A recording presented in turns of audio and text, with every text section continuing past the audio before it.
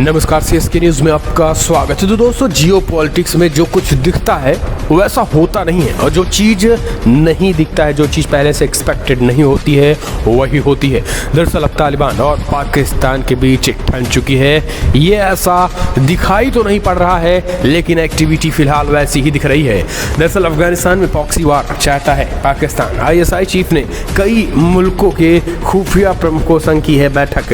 दरअसल बड़ी खबर निकल के आई, आखिर तालिबान जो बड़े पैमाने पर खास करके तैयारियां कर रहा था, 9/11 के दिन ही वो अपना शपथ ग्रहण समारोह रखा था, लेकिन अचानक क्या हुआ कि उसने शपथ ग्रहण समारोह ही पूरी तरीके से रद्द कर दिया। दरअसल तालिबान के खेल के पीछे पाकिस्तान, चाइना और रूस का वो बहुत बड़ा ऐलान था, जिस वजह से तालिबान को पीछे हटना पड़ा। दरअसल आपको बता दें, तालिबान ने कहा कि हमारे पास ये सब पैसे की फिजूल खर्ची है।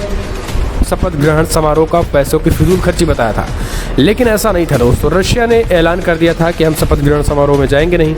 चाइना और पाकिस्तान ने भी नाराज़गी जताई थी। अब जो बहुत बड़ी खुफिया रिपोर्ट्स निकल के आई है, जी हाँ, दरअसल तालिबान ने पाकिस्तान को बहुत बड़ा धोखा दे दिया था। हमने एक ऑडियो की चर्चा की थी, अभी हाल ही में आया था। उस ऑडियो को हमने आज सुबह के बुलेटिन में आपको बताया था, लेकिन अभी की जो खबर निकल के आई है वो आईएसआई, पाकिस्तान की खुफिया एजेंसी के आईएसआई चीफ के साथ 6 मुल्कों के साथ बैठक हुई है। और 6 मुल्कों में जाकर जो अभी पाकिस्तान का विदेश मंत्री तालिबान की मान्यता की बात कर रहा था, अब आईएसआई चीफ जाकर तमाम देशों पर कुछ अलग ही राग आलाप रहे हैं। दरअसल आपको बता दें कि तालिबान सरकार में हक्कानी का प्रमुख रोल पाकिस्तान चाहता था, और वो आतंकी खुफिया आतंकवादी है। हक्कानी नेटवर्क खुफिया हक्कानी नेटवर्क वो पाकिस्तान और ख़ास करके सबसे ज़्यादा खूंखार आतंकी संगठन है। लेकिन सिराजुद्दीन हक्कानी उसका चीफ है। सिराजुद्दीन हक्कानी को कहीं ना कहीं सर्वा बनाना चाहता था पाकिस्तान, लेकिन ऐसा तालिबान ने होने नहीं दिया। अब एक रिपोर्ट ये भी निकल के आ रही है कि तालिबान संघ जो है वो अमेरिका के इशारों पर तालिबान काम कर रहा है। जी हाँ, अब आखिर क्या कुछ है, जो कुछ दिख रहा है वैसा हो नहीं रहा, और जो कुछ हो रहा है वैसा कुछ दिखता नहीं है। तो दोस्तों, अब ये भी कहा जा रहा है कि तालिबान जो है वो अमेरिका के इशारे पे काम कर रहा है, जबकि पाकिस्तान आईएसआई की खुफिया एजेंसी के इशारे पे तालिबान से काम करवाना चाहती है। तो पाकिस्तान ये चाहता है कि हक्कानी नेटवर्क को यहाँ का चीफ बनाया जाए। यही कारण है कि अब नए नवेले एक व्यक्ति को, मुल्ला हिब्बुल्लाह को प्रधानमंत्री बनाए जाने के बाद विवाद चरम पर है। इसी बीच आईएसआई के 6 देशों के साथ मीटिंग हुई है, जिनमें चीन ने भी एक तरीके से पाकिस्तान का समर्थन किया है। Tajikistan, Uzbekistan, Kyrgyzstan, Turkmenistan, Islamabad, चीन, ईरान और रूस, ये सारे के सारे खुफिया एजेंसियों के साथ बैठक की गई है। हालांकि आपको बता दें दोस्तों, अभी कुछ दिन पहले ही रूस के खुफिया एजेंसी जो है भारत में आया था, फिर वो इस्लामाबाद गए थे। तो इस तरीके से रूस की तो मुलाकात हुई थी।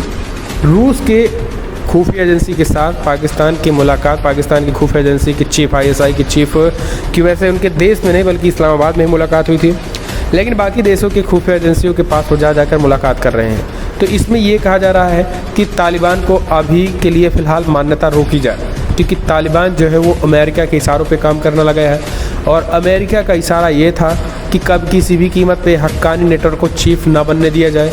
यही कारण है कि मुल्ला बरादर को भी दोस्तों ये कुर्बानी देनी पड़ी, वरना मुल्ला बरादर ही पीएम बनने वाला था। लेकिन बाद में जब हक्कानी को नहीं बनाया गया पीएम, तो मुल्ला बरादर को भी पीछे हटाया गया।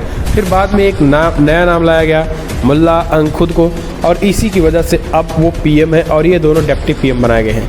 लेकिन इसके बावजूद भी अब इसमें भी पाकिस्तान की एक ना चल रही है।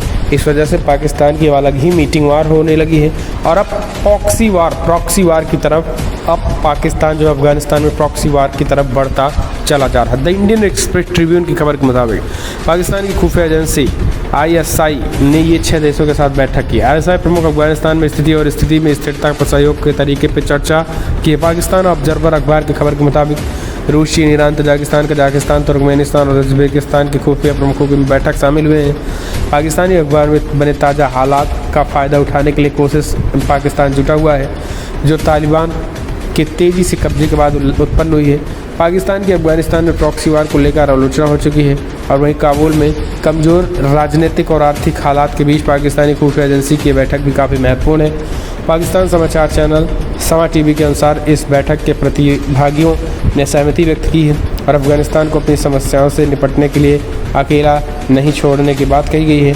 अफगानिस्तान के विशेषज्ञों और राजनीतिक ऑब्जर्वर के लिए ये बैठक एक दिलचस्प बात नज़र आ रही है। इनमें कई लोगों को मानना है कि वास्तव में इस्लामाबाद की अगस्त की तत्कालीन अशरफ गनी सरकार की सेना के खिलाफ तालिबान को बढ़त दिलाने के पीछे पाकिस्तान का अभियान था।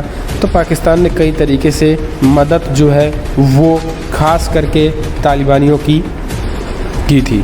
लेकिन अब अगर ऐसा होगा कि तालिबानी अब पाकिस्तान को अपने हर मसले में पूछ कर काम नहीं करेंगे तो जाहिर सी बात है कि अब टकराहट बढ़ेगी।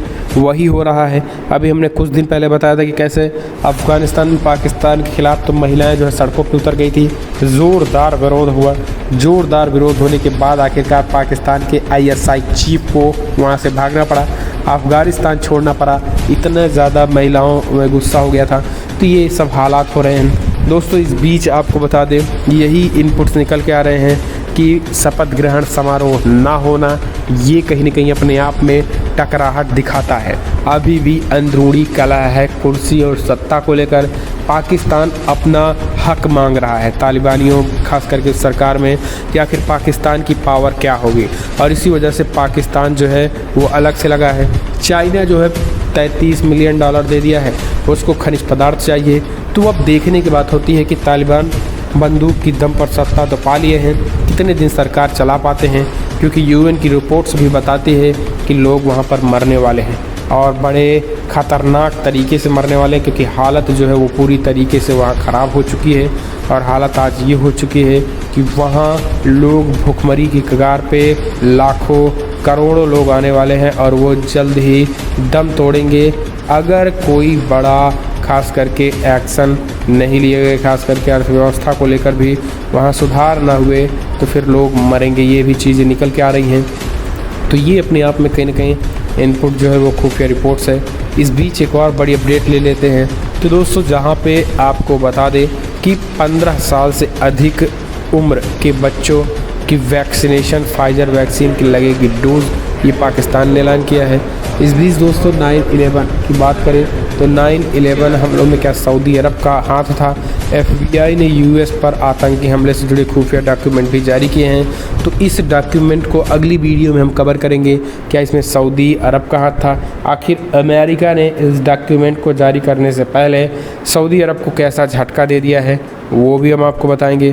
तो दोस्तों चाइना और ख़ास करके पाकिस्तान और तालिबान को लेकर जो टकराहट जारी है उसको आप कैसे देखते हैं, कमेंट के माध्यम से आप